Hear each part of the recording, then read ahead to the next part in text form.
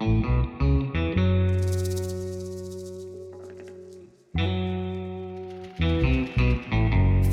to NatSecMedia's America in Crisis special edition on Spaces. Tonight we're joined by a distinguished guest who spent years helping investigate crimes and prevent threats with the FBI. Now, reports indicate that the incoming Trump administration is pushing to fire many of the career investigators who have long been trusted to protect our secrets, uphold the integrity of our institutions, and investigate crimes that affect civilians every day.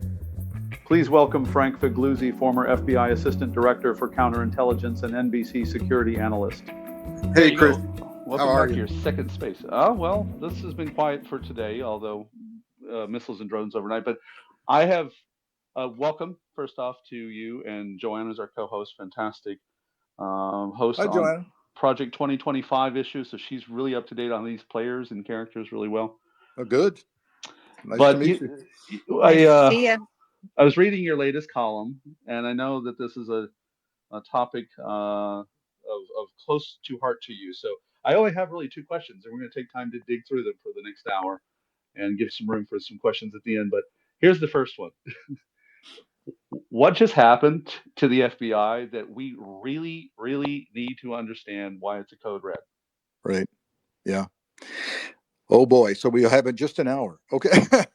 You're free to hang as long as you've got. No, I'm kind of being facetious. But look, this has been a difficult time for me personally, but far beyond me. This is a difficult time for the nation. And if this discussion can help people understand why it's so gravely serious, then we've done some good today.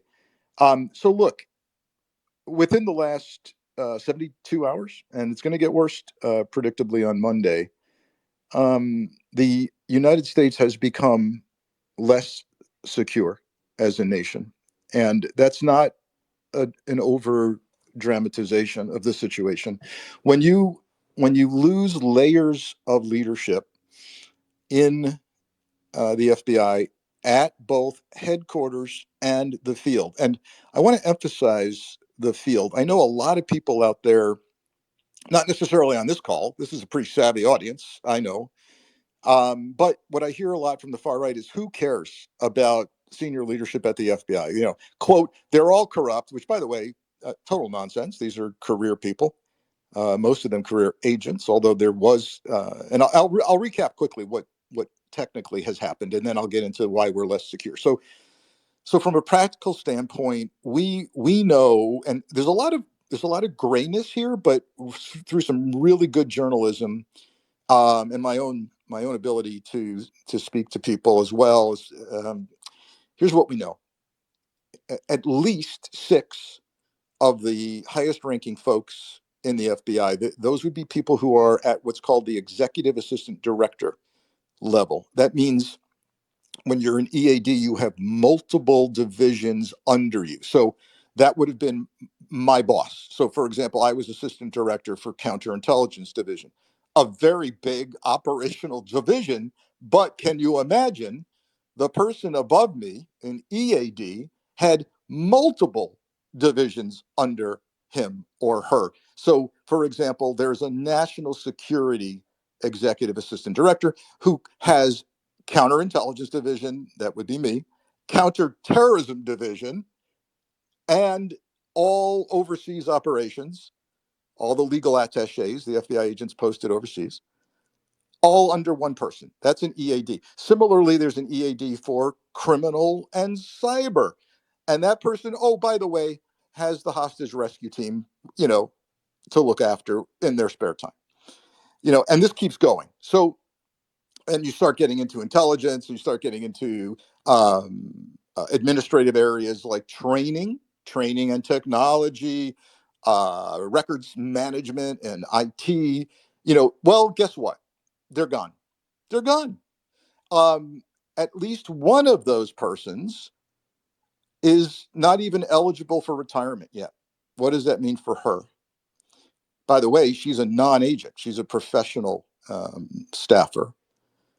And it means there'll be no pension, no income. This woman was 2 years away from retirement. And by the way, nothing to do. But most of these people, by the way, had nothing to do with what upsets Trump. Working January 6th cases, overseeing Mar-a-Lago documents case, the attempt to overturn the election in D.C. case.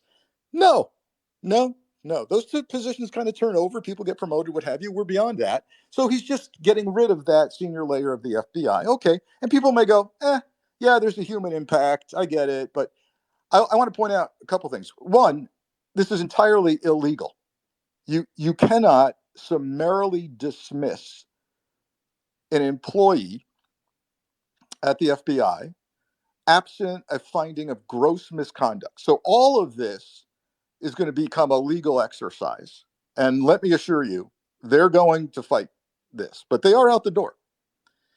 That's But good to know. That's good to know for our audience, that because of the sense of futility and not yeah, knowing some parameters. So thank you for pointing that out. yeah, Continue, please. I just, for people who remember Andy McCabe, who was deputy director, Pete Strzok, they were in for a battle. Gosh, I forget how long it took Andy McCabe to go through the legal battle and get his pension and get his back pay restored. Andy was walked out the door because of Trump, because he oversaw the Russia investigation. Um, let me see, 26 hours before he was retirement eligible.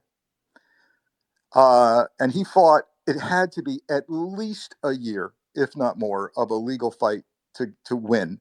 So, these people are going to have no income for a year, 2 years of legal struggle. And they've got kids to feed and college tuitions to pay and all that stuff.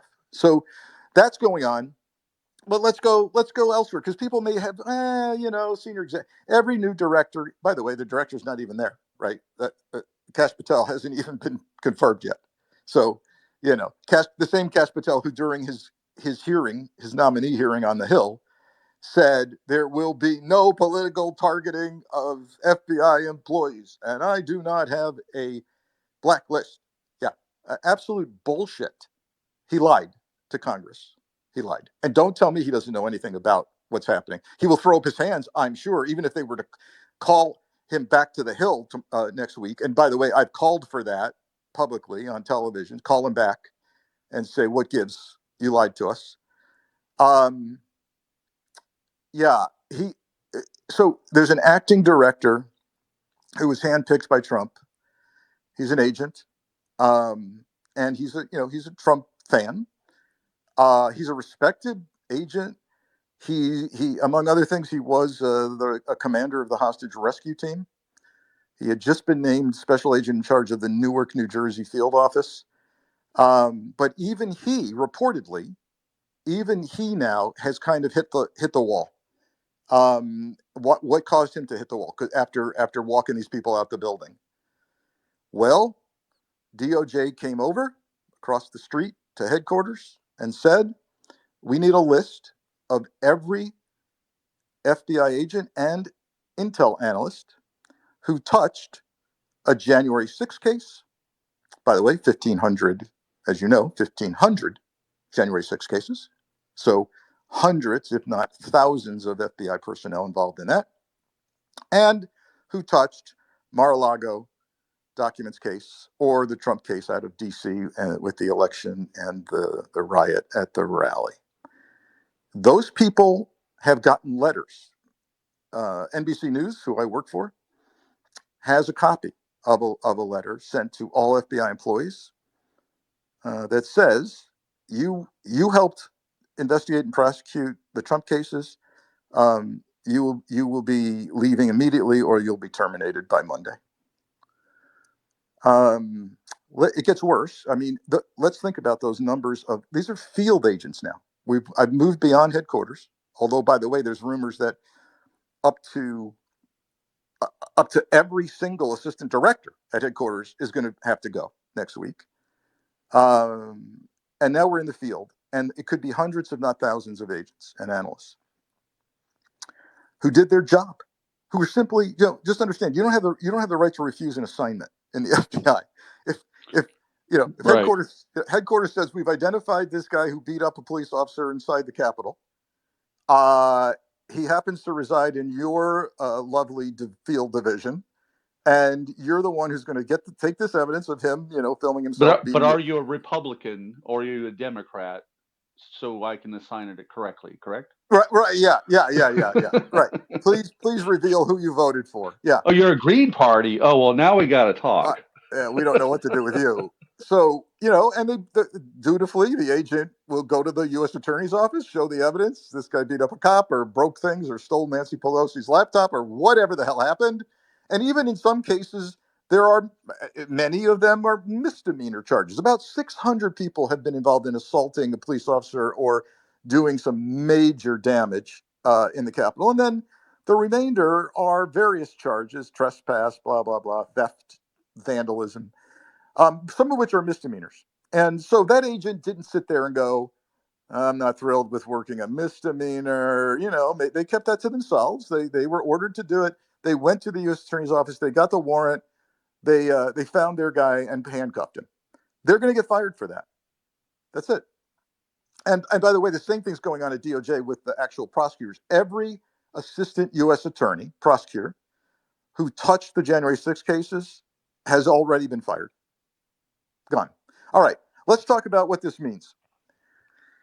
I swear to God, America is less safe because of this move on a couple levels. First, very practically speaking, there's too many people gone and about to go for the FBI to function effectively and efficiently.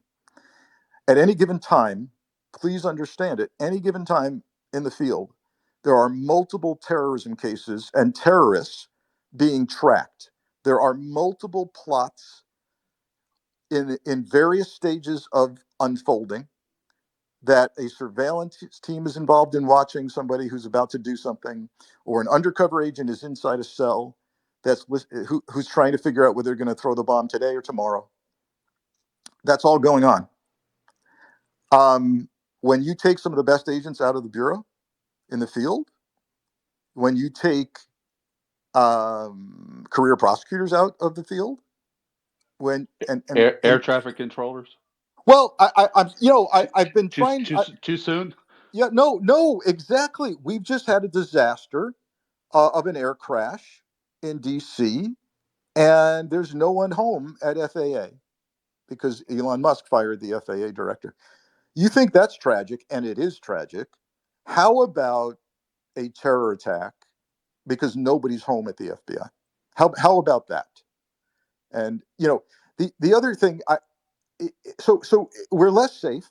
Number one, on an even larger scale, this is the beginning of the end of neutral, unbiased law enforcement who is loyal to the Constitution and the rule of law.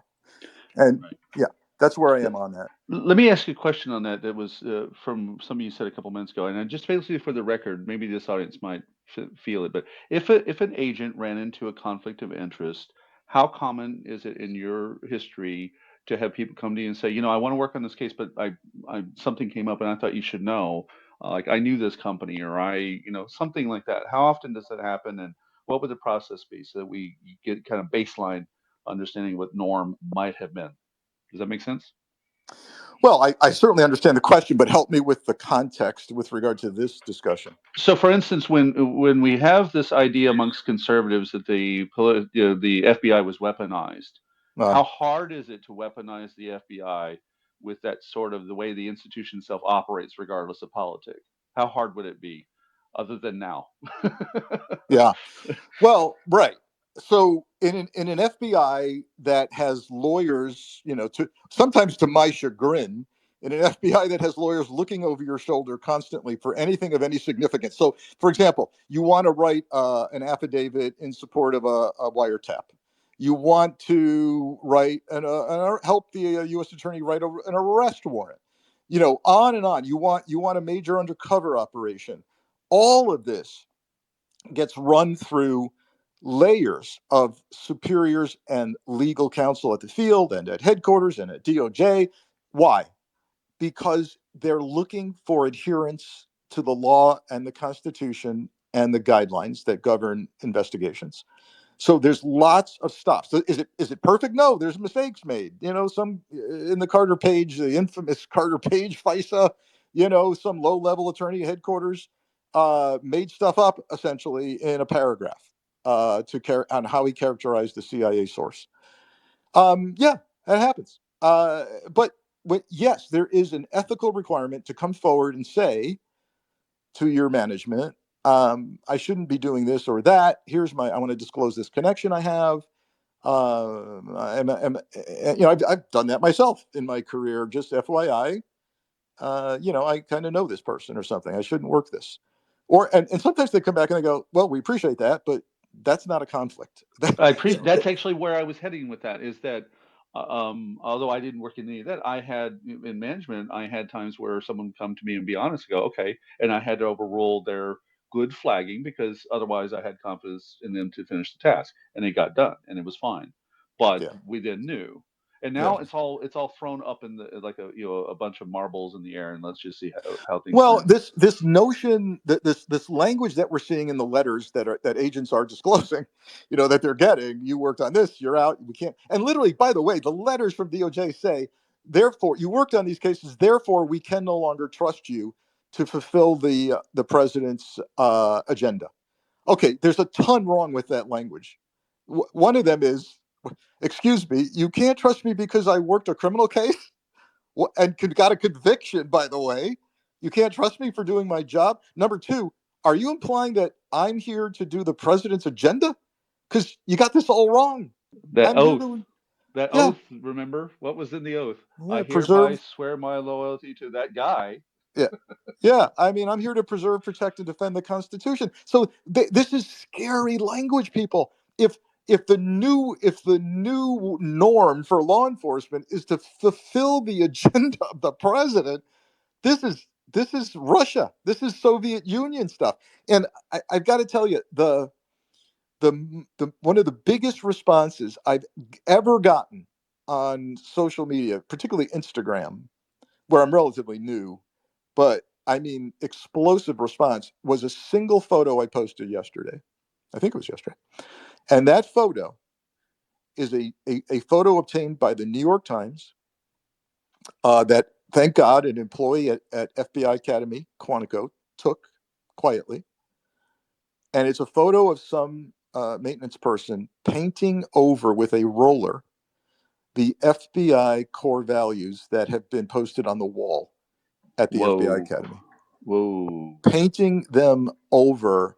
And let me just write, there's 10 FBI core values. Forgive me for not knowing all of them, but they include things like, integrity, compassion, fairness, leadership, strict adherence to the Constitution. And what's one of those that apparently has caused the paint over? Diversity. Diversity. Oh my lord. Yeah. So that's been painted over, and I'm sure will be gone, as will any program about diversity. So let me tell you, I hear people, and I get it. People, the concept that, well, too much time's being spent seeking out diversity at the expense of merit. I don't even have time for that nonsense. If you think people are lowering standards for minorities, that's great. We can have that discussion. But let me explain how this affects the FBI from a very practical standpoint. You can get into academic discussions about affirmative action, all that. Let me just tell you how it works on the street. If you try to do a surveillance in the inner city with two white guys in a car, it ain't going to work. I've been there, done that. Doesn't work. I saw it. They drove by and we're like, well, what? Who are they? Whoa, check them out, man. Yeah, well, they were watching you, Chris. They were. East Side, Houston. Yeah. Things are a little Um, different. how about trying to get an undercover agent into a Middle Eastern terrorist group who's a white Christian? You think that's going to work? No. I could go on and on and on. Um, so people saying we don't want any diversity, they don't have a clue that the reality is that the more diverse the FBI is, the more effective it is in its mission.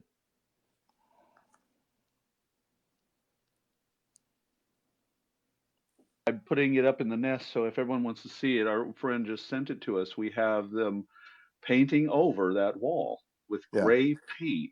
Wow. Yep.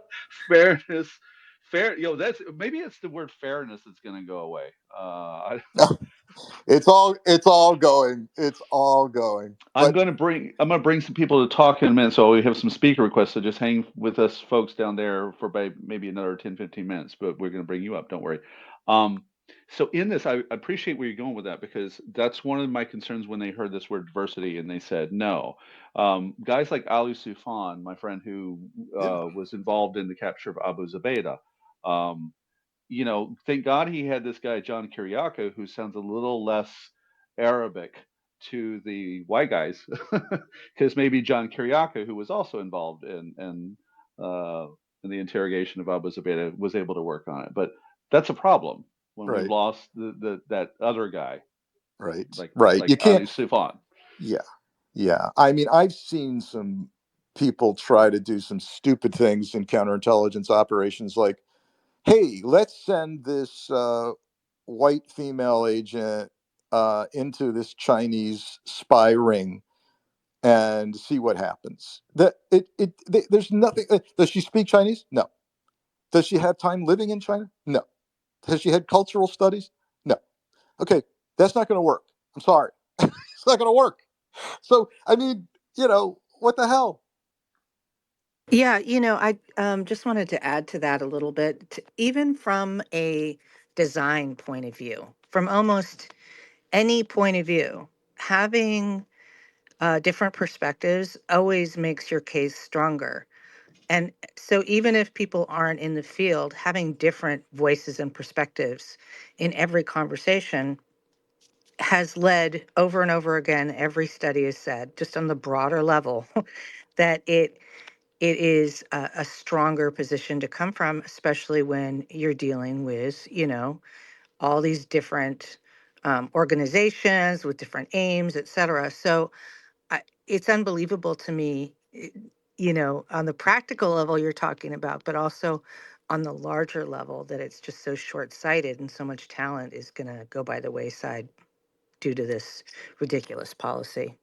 Yeah, I agree. It's not only practical street level common sense, as President Trump says, I have common sense. Yeah, well, not when it comes to this, you don't. Yes, and then on an organizational level, I did see at headquarters the perspectives. It's eye opening when you sit around a table and you talk about an operation, or you talk about even a policy decision, and someone brings something up from their own personal experience and goes, you know, I have small kids right now, and have we thought about the impact of this policy on this or that and children and blah, blah, blah? No, I didn't think about it. Thank you for being at the table, quite honestly. Yeah, and the cultural and language needs, and the amazing ability of linguists in the FBI to say, look, I'm giving you the paper transcript of this wiretap, but I'm here to sit down with you and tell you what it actually means, because reading it in translation isn't going to give you the cultural nuances of what this is. So, you lose that. And it's essential. It's essential, for someone with a language or cultural background to tell you, I know they're talking about the wedding, but the wedding is a bomb attack. Or this sounds like a grocery shopping list, but it's actually something else, because this word's not working for me. If it were really a grocery shopping list, that you need that kind of insight. And if we're going to paint over diversity and integrity, and it's not going to happen. Yeah, that's why I wanted to have this discussion, was that I think that the conservative audience that may have bought into some of these arguments of targeting conservatives, et cetera, are not thinking how this plays out when it comes to their practical security. And if just appealing to that one side will help improve, that'd be great. So here's a perfect example. How many times did a woman come in who was an agent, or in other position of specialty, that really changed the game, of the investigation, because she goes, wait a minute, guys, you stupid Yeah, men, y'all don't understand anything. Let me tell you how yeah, this really works. Something like yeah. that. Oh, for sure. So some things, a couple of things that I've I've noted over the years, and it's funny because even this discussion may sound politically correct to some people. The fact that we're talking about the value added of gender differences, but the reality is a couple of examples in my career. One, for whatever reason it is, I have some theories. The most successful agents I've seen in public corruption cases uh, seem to be women. And as I study some of the biggest corruption cases I've had the pleasure of supervising, um, I see that there's an approach that many female agents have to their targets and to informant development. Maybe it's more people skills. Maybe it's the ability to kind of have a guy want to talk to them. But the best informant development in corruption, a lot of these corrupt politicians that you target are macho fighting, antagonistic people. They've got huge egos. And so if a guy walks in and tries to finesse them into cooperating or confessing, I see a lot of kind of chest thumping that goes on and chest bumping. But for some reason, the female agents have the skill sets to do really successful work in corruption. The other area, and I'm even more confident about this. I supervised a squad in San Francisco that dealt with crimes against children. It was one of the only. It was only the second squad in FBI history at the time that was dedicated to crimes against children. Ugly, ugly stuff. Ugly stuff. By far, the most successful agents working that were female. Now, is it because guys, want to go beat up the pedophile who molests children online? Yes, that's part of it. Yep, they can't restrain themselves like that. They have this kind of protective thing that kicks in. They want to go fight the threat. Um, is it that there's a mothering instinct with women? They are tenacious. I mean, they will not quit until the pedophile's in handcuffs. They just won't. And that's the way it goes. That's the way it goes. And see, I found that before I started my business many years ago, I found that with every woman who was a manager amongst management possibilities, that it was 70% to 80% were always the easiest to get things done with. The other ones I had to go through ego stuff, and Yeah, it's men. yeah, We have yeah. Look, brutal ways of dealing with things that are very abrupt, but we don't necessarily have a depth at all times to yeah. achieve what the women can do around us. I mean, we just need to reject this idea that somehow diversity is negative. And I can't speak for other agencies, but I can only speak to the FBI experience, and I'm telling you, they can't get their job done effectively without diversity. What did it feel like when a major criminal you worked on a case on walked? Oof, Um, oof, oof. Yeah, Not that I want to go to Stewart Rhodes too fast, but it's wow, yeah. So first, it's a gut punch. It really is that, and the pain of the gut punch is directly commensurate with the degree of time you invested in the case. And it's like someone literally pulls the rug out from under you. Now, to mix metaphors, gut punch and rug pulling. Um, I've seen agents cry. I've seen tough agents, kind of punch the wall. I've seen people. I've several times agents came into my office and said, handed me their badge, said they wanted to quit. yeah. Uh, yeah, yeah. And I'd have to explain the facts of life to them. But, you know, here's the thing, I could always explain that. Like in counterintelligence, sometimes cases don't happen. That something else happens. Like, you know, it's a decision is made from another three-letter agency that this case can ever see the inside of a courtroom. It needs to be handled some other way. Or DOJ decides, you know what, this is a serious diplomatic situation. We're going to have to bring State Department in to weigh in. I've had other cases where the White House gets involved, um, and takes the case or uses it. Very common in counterintelligence, a case will be used You feel like you've wrapped up a bunch of spies and they're going to go to court and it's a great day. And the White House says, no, we're going to trade them. We're going to trade them to another country. And I've seen agents quite upset over that. And I've had to call them in and say, it's okay. Only once in your career will this happen, that a case you've had is so enormous that it's going to affect geopolitics. And the White House and the president are going to take your case. That's a good thing.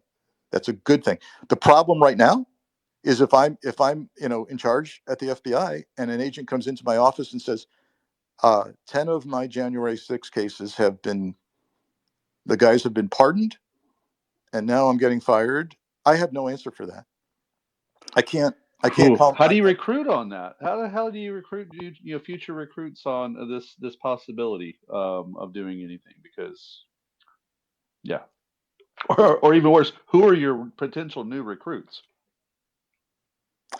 Well, you have raised an excellent question. So not only could we see hundreds of agents walked out, and we've already seen, oh, by the way, special agents in charge of field offices are being fired. So the numbers we have on that vary, but somewhere between 6 and 20 special agents in charge in the field will be out the door if they're not out already. We've confirmed Miami field office, Washington field office, Las Vegas for sure. Yeah, the head of training at Quantico, who's an outstanding agent, happens to be female. I know her. I don't get it. And what we're hearing, because you start asking questions like, okay, wait a minute, what happened here? What happened with that? What's wrong with that person? And well, there's nothing wrong with that person. Like, what we're hearing about the head of training being removed is that when she was special agent in charge Philadelphia, she had the audacity to oversee a case, a FACE Act case. For those that don't know what a FACE Act case is, FACE is an acronym for freedom of access to clinic entrances. It means someone seriously blocked entrance to an abortion clinic. Right now, no matter where you are on the issue of abortion, and I respect all comers on who want to discuss various positions sensibly. It doesn't matter if you're. I'm sorry. Again, we're back to, what do FBI agents do? They enforce the law, and there's a federal law that says you can't completely obstruct entrance to an abortion clinic. Because guess what? At least before this Supreme Court, it was found to be a constitutional right under right to privacy. So I've had agents who said, I'm going to hold my nose and do this FACE Act case because I'm personally not happy about it, but they did it. They did break the law. That abortion clinic shut down for a day because of this nonsense. She was in charge of a field office that worked the case. That's it. Well, I know that these people are chomping at the bit to talk to someone who really has the answers, because expertise is on, it's threatened.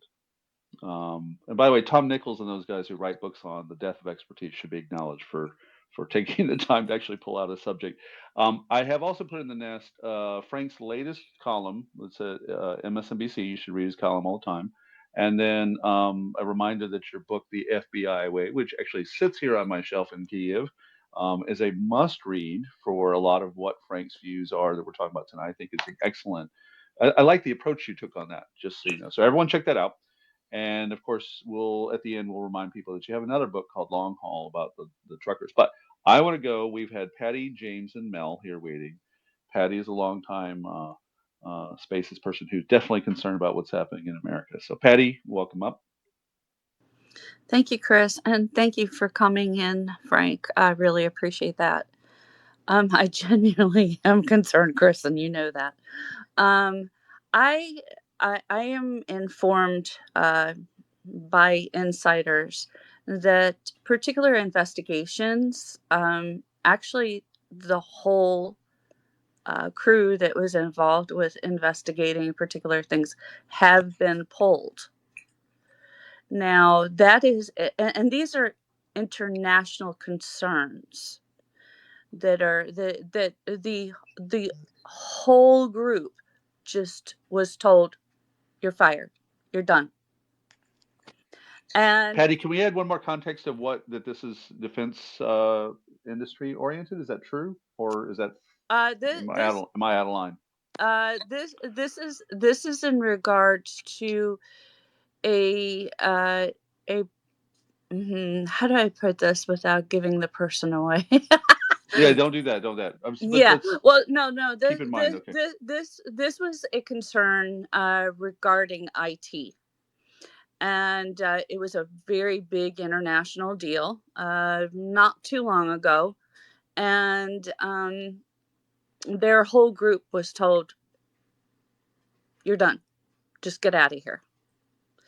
And I'm sitting here and I'm thinking, well, we know in this time and place, everything that is going on, well, not everything, but a good portion of it is in regards to IT. And so I'm wondering, Frank, how much of this are you hearing about? Like very serious investigations being pulled down, like the people just pulled right off of them. Yeah. So publicly, we've seen two things that come to mind. One is there's a former member of Congress out of Oklahoma, I believe, who had a serious corruption case that was fully underway, very public, probably going to prison. That's been dropped. He's a Republican and he's a friend of Trump. The other one that's been made public is the mayor of New York City, Eric Adams, who is a Democrat, by the way, but who has sucked up to Trump once he was federally charged. People may know the mayor of New York has been federally indicted for inappropriate financial transactions with Turkey and possibly acting as a foreign agent of Turkey, and taking bribes in connection with quid pro quo, taking a bribe from a foreign country to get something done, namely help fast track the building permit for their new Turkish consulate in New York City in return for things of value. Once he was charged, he immediately ran to Mar-a-Lago and kissed Trump's ring. And I'm sure Trump, so the news has reported that DOJ is under seriously considering dropping that case. What's wrong with all of this? You have the White House calling the shots for prosecutions and investigations. You can't do that. So if you're a friend of Trump, we're going to continue to see your case dropped. Corruption cases will become almost non-existent unless, of course, Trump wishes to target someone. So God help the Republican who gets sideways with Trump, because that corruption case will be started and finished because of Trump. Thank you, Patty. Thank you for that. May I ask one more question? I mean, Yeah. Then we'll go to from then we're what? going to go to James and then Mel. Okay, can I finish though? I'm sorry, I didn't hear that part. I said yes. Then we'll go to James Okay. and then Mel. Okay. Go ahead. Now, with what we're seeing, how compromised are we? Because we saw during his first term that a lot of names were put out there, and people that are working in the field, as you say, that were placed there to collect intelligence, their names were put out there. And I'm also hearing that the agents that did work on the January 6th, that they were told that their names will be released. Yep. Yep. I've heard that from good sources, and that was actually expressed from DOJ, the top of DOJ, which, by the way, is being run by, Pam Bondi is not even, we don't have an attorney general yet in place. So it's being run by two of Donald Trump's defense attorneys. as the Deputy Attorney General and Deputy Assistant Attorney General. And they're pulling the strings at FBI. And yes, we've heard that they said, when asked, why do you want the list of agents' names? It was in part that they would be publicly put out. What a disaster. So we're taking your gun and your badge, so you can't protect yourself and your family. And by the way, your name's going public as somebody who investigated Jan 6 or something. Oh, and also don't forget your January 6 defendants, the ones that you put in prison, they've been pardoned. So have a nice day. So they're out there. No. Yeah, it's a disgrace. So yeah, I've got a question towards the end about that part, and it basically involves, and I want people to think about it before we get there, is how do we catch your back? I don't mean you personally, only you, but just at large, people who served us. So put that in your thinking caps, folks. We'll bring that up at the end. James, welcome, and thank you, Patty, by the way. James, thanks for Yes, showing us. good to be here, Chris and Frank. Thank you for your service. I just wanted to make a couple comments on the question. So those FBI agents that are leaving because they did touch those cases, they have knowledge, living knowledge about the evidence in the case, and so they are a threat that way. And if they're present, then they're going to notice the absence of the files, which I believe is going to be one of the objectives, is to make them disappear or alter them, and they'll be in such a case state one way or the other where they can't be used. The diversity issue. I'm glad that we've changed as a society and are letting people do white men's jobs. You know what I mean? And that's a Right. very old-fashioned statement. Yeah. But Yeah. I Or just as Trump has said, they're taking black jobs. whatever, yeah. whatever, whatever that means. Whatever that means. Yeah. Well, here's where I wanted to go with that, though, because I think this is a great thing that everybody has equal opportunities and that we fight against racism to make sure everybody does. But there's another motive here, and that is to just wreck the government. As far as I'm concerned, Trump is America's largest enemy, and really, you could build a three-sided statue. In the brain case, would be the same for Trump, Xi, and Putin. That's how I think he is. I think that's how he thinks. I think he's got the connections through the crime gangs for that. But it may be that this DEI thing is a real actual deliverable for Trump as a reward to some of his base. Because, frankly, he's got that whole, I think, as Chris pointed out earlier, vibe of there's good people on both sides here. And so, you know what? It's serving Russia, and we've seen it. This is an attack on America. This is gutting our institution, and we paid, and we are paying to have a government that serves and protects us. And Trump is not fulfilling that by any stretch of the imagination. His actions recently have been traitorous. Yeah, I'm glad you brought up the bigger picture, right? Because it's just human nature for me to focus on the collapse of an agency I loved and spent 25 years working in. It could be said that I grew up in the FBI. I was very young when I graduated from law school and went into the bureau. So it's natural for me to focus on that. But let's not lose sight of the bigger picture, which is yes, this is an attempt to totally dismantle our government and our institutions. Um, and and it's not, I keep hearing the Trump folks use the word um, disruptor. Oh, Kash Patel will be a disruptor. Tulsi Gabbard will be a disruptor as DNI. No, no, no, no, no. I'm all for disruption, strategic change, shaking things up. I love it. I like to think there were parts of my career where I was sent in as a disruptor and a fixer. That's not what we're talking about here.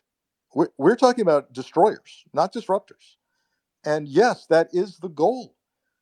With regard to diversity, the dismantlement of diversity being a deliverable. Oh, you bet. There's strong evidence that despite everybody saying it was the price of eggs that got people voting for Trump. Let's be real here. at the heart of it is some serious, serious issues with race. Um, and that's the reality. And yes, he's delivering. When you have a plane crash into the Potomac, and the first comments you have to the American public are, after a moment of silence for the victims, the next thing out of your mouth is this: DEI is responsible for this, and a reporter saying, "Sir, how do you know that DEI has anything to do with this?" "I have common sense." "Oh, okay, great, that's great."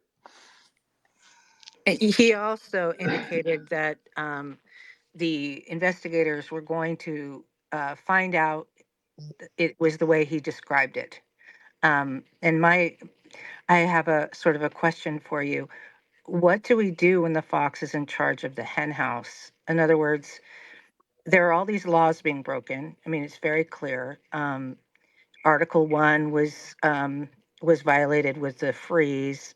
There are so many laws being broken across the board. You talked about that with the illegal firing of these agents. But the people who are in charge of enforcing that law are also captured. Yep. So, what can we do in where that's concerned? Yeah, so this is not going to be a happy response. Trump owns the government. He owns the Senate and the House. He is putting his people in place at all the institutions, and he owns the Supreme Court. So the notion that, I understand, for example, that the FBI Agents Association, God bless them, are meeting with folks on the Hill this weekend, right now, to try and say this has to be stopped. Um, I, and the Democrats are going to go, well, yes, we agree. What do we can lie down in the street, I suppose, and stop cash from driving to work, but the Republicans are going to go, it's not going to be so bad. Calm down. So there's not a whole lot that can happen here. I'm sorry to say this, and things are going to get worse. Let me tell you. Let me. I'm just a fountain of good news today. And you know, I'm beginning to wonder if, yes, we should be resisting like all get out. We should be resisting like this is the end of democracy, because it could be. At the same time, I think, need to start coming to a realization that things are going to actually have to get much worse before they get any better. And I hate to say that, because it's almost a fatalistic attitude. And again, I'm going to be resisting to the point of probably endangering myself, which, by the way, is nothing new for me. It's happened. Some serious things have happened before. But let me tell you how this is going to get worse. Um, the Despite language in an OPM letter saying, yeah, the hiring freeze for the government that Trump started will not apply to national security agencies. Guess what? It is applying. And good sources are telling us that background investigators who handle, but by the way, this is very efficient, by the way, many background investigators are retired FBI agents. It used to take a sizable chunk of resources away from actual active agents to do background. So many of them, except the highest levels, have been moved to a cadre of retired agents, which is just phenomenal. Anyway, a message went out to those background investigators that said, um, we're we're stopping all background investigations on any new hires for the FBI in any position. Zero new hires unless the person is already in the pipeline and has received a conditional letter of employment dated before January 20th. So a lot of these guys and gals who do the backgrounds are like, well, I'm getting phone calls because they're out of work, right? They're going, my God, my income just stopped. But there's a whole larger issue here, which is let's get this clear. We're gonna push a whole lot of people out of the FBI, and there's no one that's going to replace them. This is not only revenge, but it's also, we're going to cut the FBI down very considerably. Yeah. Hey, we're gonna keep the order to this. We got Mel, Ingrid, and then Cece. Let's go that way. Mel, how are you? Welcome. Good. Thanks, Chris. Hi, Frank. Thanks for being in the space. Hi, Susie. Um, it's Mo. I'm talking. I'm sorry, Mel. That's okay. Um, I just wanted to talk about what's going on with.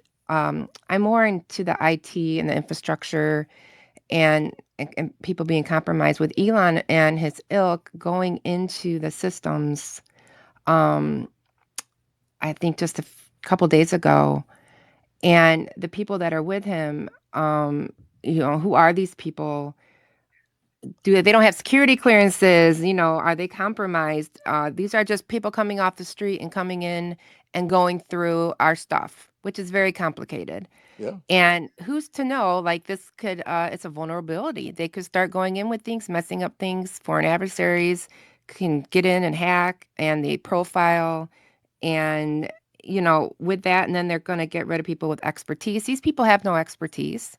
No. They aren't governmental employees. They aren't anybody with any institutional knowledge of how this works. So, what are our foreign adversaries, especially like with our infrastructure, our electrical grids, water system, all that's hooked up. And this is a huge vulnerability and a huge national security threat, I believe, is having these people come off the street and start looking into things. So I wondered what your thought was on that. No, If you agree. a Yeah. great point. There's so many different angles, right, to talk about here. Oh, there's so many. I could go Yeah, on. yeah. Yes. No, the vulnerability, the lack of qualifications. I mean, you're referring in some ways, I think, to middle and lower level employees who are going to come in off the street. But let's Oh, talk no, about let's yeah, talk like about Elon's, yeah, and people who are non-citizens, and especially yeah. having jobs in this, like CISA. Like, what are they going to do to CISA? Like, what's going to happen there? I mean, I'm really, Well, let really me concerned let about that. me let me come back to again my old agency. It's been reported by the media, very credible media reports, and I've confirmed it myself. Elon Musk has a SpaceX employee on the executive floor of FBI headquarters, advising the director, acting director. What advising him on what? And let's keep in mind, has that person been given a clearance, a full background? No. He showed up at headquarters and said, "I'm here." Um, the, he's got a blue badge. For those of you who may have ever been in headquarters, that means he's a full-time employee. He's not a he's not an FBI employee. Contractors have green badges. Employees have blue badges. What's the blue badge mean? I go wherever I want, ask whatever I want. Uh, what the hell? And I point out that a couple of months ago, Congress sent a letter to the DOJ and FBI saying that they were making a criminal referral to Elon Musk on Elon Musk for some fraud, and maybe people here know better than I do what the allegation was, but the FBI takes very seriously a criminal referral from Congress, right? And it was something to do with a scam or fraud or the SEC or something. He's he's under investigation, we know, by the SEC right now, and he may be under investigation by the FBI. So of course he has an employee on the 7th floor of FBI headquarters. Of course he does. God, it's Can yeah. I Go add? ahead. He said he wants to go in and fix the systems. He himself and his people. This is his plan. And if you read his tweets, I mean, that's the obvious thing. And there's nobody stopping him. Yeah, And that, he attached a server, didn't he, or to yeah, either OPM or some other agency? yeah, from headquarters, from his work headquarters. Yeah, And yeah, to personnel management. And the guy that's running personnel management is like, one of them's like straight out of high school. They have no experience whatsoever. yeah. And I mean, foreign adversaries are just licking their chops, like the access. They're just licking their chops, just waiting to see what's due. And who are these people? Who are they working Well, for and if and they're by the compromised? by the way, since you're speaking of foreign adversaries, and it's a valid discussion, there's also kind of a twist on this, which is, don't you think that our adversarial intelligence services are looking at experienced agents and managers being kicked out Oh the yeah. door Oh with yeah. perhaps with no pension, And wouldn't you, if you were the Russian intelligence service, make approaches to these people? You bet you would. Absolutely. Charles, Charles. Mm, Uh, mm, sorry, mm. too soon. You, Charles not, McGonigal. n- Charles. n- Oh, yo, yeah. yeah. I mean, how about look, Robert Hansen, who vocally complained about the cost of living in New York as a young agent, which, by the way, is valid concern. Um, yeah, we've had two agents in the FBI's history who were arrested for espionage, who came out of the New York field office.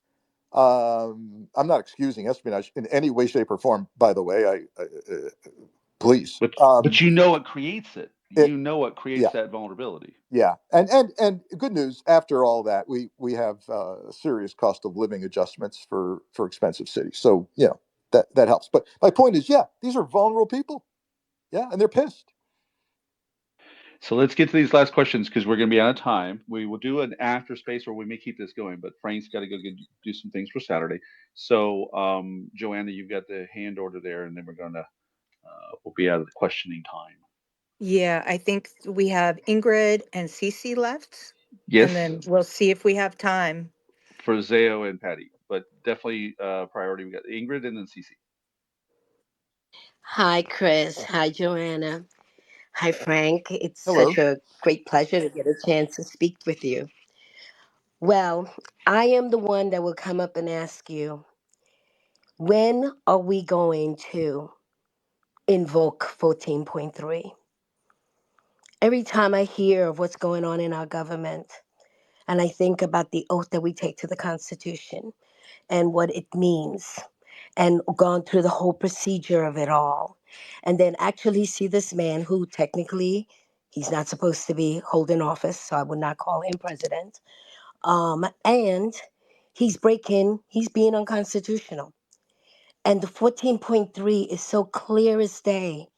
And I feel like we are getting so um, wrapped up with all the stuff that's going on. If we continue like this, like you said, he is a destroyer. He's here to destroy. I just heard that Elon wants to know the payment, the checkbook, the United States checkbook. Why would he Yeah. want to know that? I mean, Yeah. it's crazy. But 14.3, we have to find a way. We have to find a way to unlock that beast because that is what will set us free. It's there for a reason. We have to make it great again because it was around the Civil War when that 14th Amendment got ratified. It gave black people freedoms. I mean, gave them citizenship so they could vote. Gave people like me, an immigrant, become an American, and gave us that right to preserve, protect, and defend our Constitution. And Trump is out to destroy it. That is not the oath he took. And 14.3 must set us free. Thank you. I just wanted to share that because we got to get this going, man, because No, this is horrible. I Thank It's you. going I in the wrong direction. I feel your passion, and I'm. It never ceases to amaze me the degree to which immigrants to our nation often know our Constitution better than we do. So I'm glad that you're here. Now, I I'm concerned that the train is too far down the tracks right now. And and again, very savvy audience. 14.3 is the clause that says if you've engaged in an insurrection, you can't hold certain offices, including the presidency. But the problem is it's been tried. States tried it. Colorado tried it, and other states tried it, and it never got past the federal courts. The time period for which we would have successfully charged and convicted. And by the way, I know you don't need. We learned a lot in the last year, didn't we? We all went through kind of law school, which second time for me. You don't need to have a conviction that you've caused some kind of insurrection. Even that word is problematic because we don't have a law called insurrection. We have an insurrection act, but that's something that's invoked by the president. So that's even more problematic. Legal experts were going, well, this is very nice, and we don't see in the history of this that you need to be convicted, but there's a problem. We don't have you can't be convicted of insurrection. The closest thing we have is seditious conspiracy or treason. But we tried this, and the cases were dismissed and closed. Judge Cannon took care of Mar-a-Lago, and more importantly, the actual case that came closest would have been the Jack Smith case out of D.C. with the alternate slate of electors. And even that would be problematic. Jack Smith deliberately chose not to charge anything related to the Capitol riot with regard to Trump. He either felt it was going to be a loser of a case to prove it, because Trump acts like an organized crime figure who just nods his head and adjusts his tie, and people know what to do. So apparently, there's no strong evidence directly linking him to violence and the Proud Boys and the Oath Keepers. So Jack Smith chose not to charge it, and even if he did charge it, it's gone. So I don't know how we get to 14.3 with this president, and who's going to do that in this administration with the Attorney General and the FBI.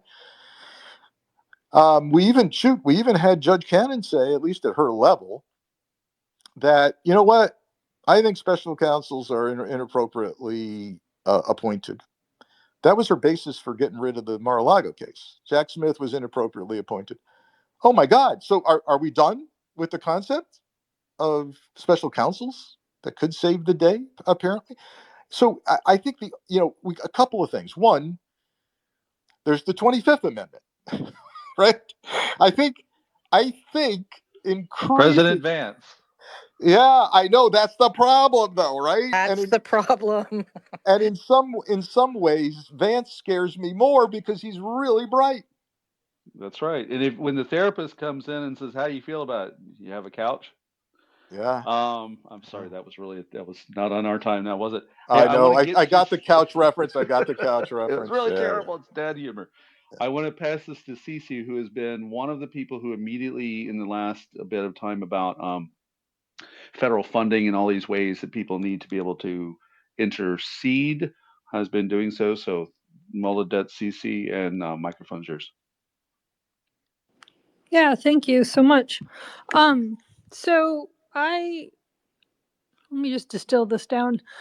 So I know that we have to name and shame and properly examine what's happening, but I'm always about action. And so I'm just wondering, like the Dutch did in 1941, which was so impressive, where they, like the Dutch ship workers, they went on strike, Yeah. right? So they refused to Yeah. deport the Dutch, or in 19, I think it was 43, the Italians, the Fiat workers, like who's going to start organizing the labor strikes? Because it's one of the only kind of muscles we have to flex here. Because I used to love Hakeem Jeffries. Mm-hmm. I'm calling him Hakeem as if he's my best friend. But, him just saying this is in God's hands now, or whatever the tweet was. I'm not expecting you to throw shade on Hakeem, don't worry. But my point just being, like, who are the leaders that we should look towards? I mean, Adam Kinzinger is always great, but I need people to actually be organizing pushback instead of complain. The Democrats, I'm an independent, are really good at complaining, which is worse if there's no action. And so I'm just wondering if there's people that you're looking to. That's the first part of my question. Yeah. I share your frustration, for sure, with the Democratic Party. I'm not a political guy. In fact, I kind of guard my national security role very carefully because I'm already perceived as political just because of the network I'm on. But the reality is, and in fact, today, apparently, I didn't pay close attention to it, but apparently we have a new head of the Democratic Party that was elected today at somewhere at a DNC forum. I'm going to be honest with you. While I don't follow politics, I've taken a quick look at the cadre of candidates for the head of DNC, the chair of DNC. None of them, I think, are people who can break the glass and lead a resistance movement. I don't see it. I see a lot of white middle-aged men in the candidate list.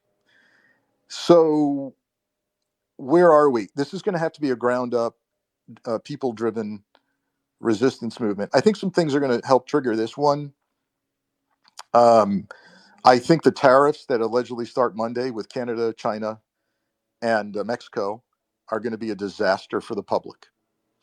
I think it's going to hurt really badly. We're going to be paying more for a lot.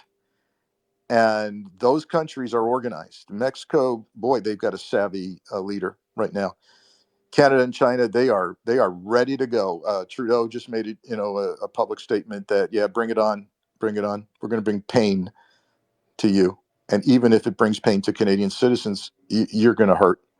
I mean, this is ridiculous. And so I think, a ground up, people driven movement. The other thing I see happening that somewhat encourages me is there's there are groups of really cool, moderate Republicans. Believe it or not, I'm not even sure they're calling themselves Republicans anymore. Um, but let's call them just moderates or center, that are Dick really Cheney.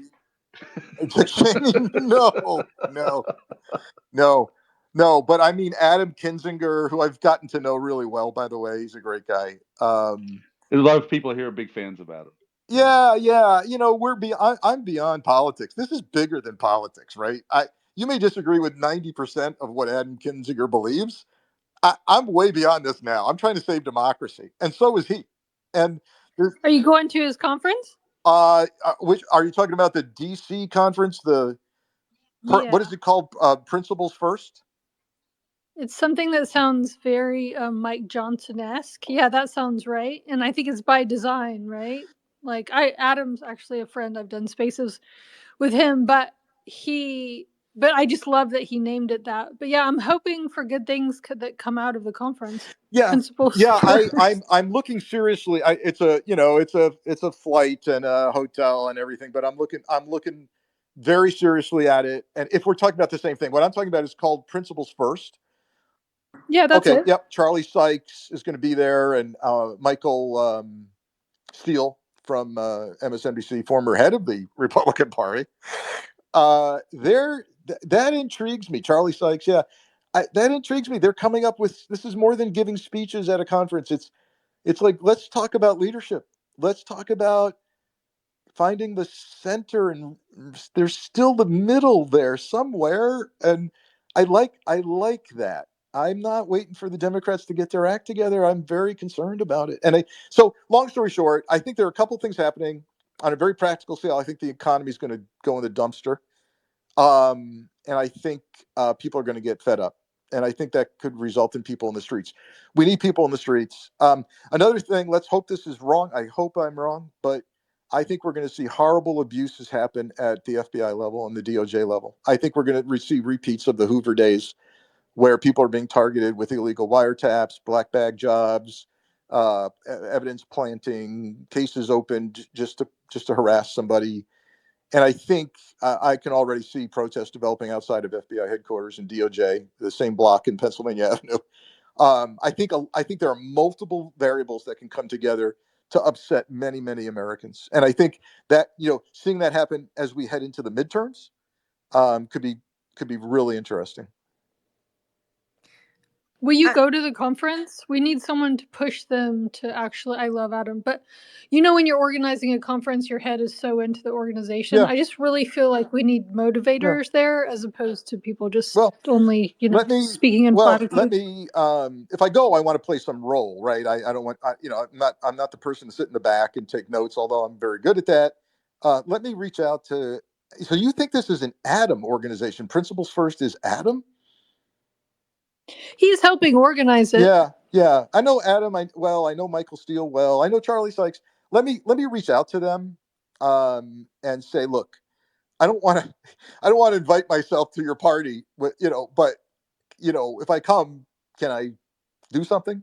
You know, Yeah. let me do that. Let me do And that. some former prosecutors and very wise people that I've been enjoying over the last few years. That I said this years ago to certain people, like, I'm not supposed to know you. If things had worked, we would never know each other. See, if things had been going along with the rules, the laws, and none Yeah, of these events, Yeah. people who were like spies, like Valerie claimed, we would never know them. These counterintelligence folks, we would never know them, and that's Yeah. actually by design.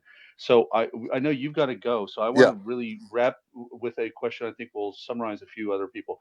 And I think we're going to leave the space open because we got a lot of people really wanting to talk. So after that, we'll let you guys come chat. But here's kind of a final landing question for you. Your physical safety, and you brought this up earlier, how you turn your badge in, you turn your gun in, and then you're named, potentially anyway, with oath keepers out there, three percenters, and perhaps worse.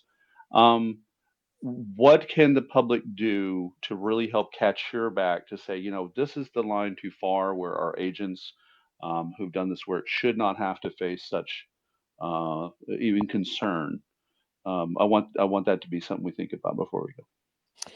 Well, so one thing, obviously, I know this sounds cliche, but you got to start screaming to your members of Congress and the Senate, regardless of particularly if they're Republican, but regardless of their party, and let them know there's a very human aspect to this, and that harm will be on their hands. If harm comes to some of these agents, it will be on their hands, and that under no circumstances should their names be disclosed to the public. And being able to point to certain rules about disclosure. I know that some states have an ability to, when you buy a home, you can, if you're current or former law enforcement, you can request that your name be masked in the county records so that your address can't be more easily discerned. A lot of When a lot of the threats started against FBI personnel, the FBI went to great lengths to hide addresses of agents and employees. Their websites changed. They used to put photos of leadership of each field office on there, and that's not there anymore. That's gone. And so these agents are rehearsed in protecting their identities and cleaning their social media. The other thing I would urge, don't worry so much about me, but boy, these agents who are going to be out the door and their names, they're disclosed. This is horrible. And I think, I know this. I wouldn't be surprised at all if the Agents Association, they've already hinted at this in a public statement, starts a legal fund for these agents to fight. Exactly. And I can assure you, I will be contributing in a big way to my brothers and sisters trying to fight. Well, I appreciate you being here, and I want you to feel free if you say, "Hey, I think people need to be, kind of pointed in the right direction because it's going to be confusing times, moving ahead." And we are going to go ahead and leave the space open. I'm getting messages from people who want to chat, so we're going to just do that. Good. But I welcome you to come back anytime. And again, check out Frank's latest column, and then his book, The FBI Way, is up in the nest. And thank you, brother. I know a lot of people really enjoy your commentary, and I've appreciated that you actually do not have a partisan edge to you. You say some funny things now, but they're Yeah. contextual Yeah. because it's so messed up. But I like that Yeah. about you. Yeah. This is way beyond partisanship for me. Really is. We'll follow you. We need a leader. Yeah. Well, Why not you? thank you. I appreciate that, and I'm trying to find the right place to do this where I'm not just preaching to the choir, but also trying to get some humanity into the middle of America. But Exactly. we'll see. Hey, thanks for having me. Thanks for all of you being so engaged and so knowledgeable. And Absolutely. Absolutely. yeah, Thank you. it's gonna take everybody. Take care, everybody. Be safe. See you Thank you. soon. Bye. Be safe.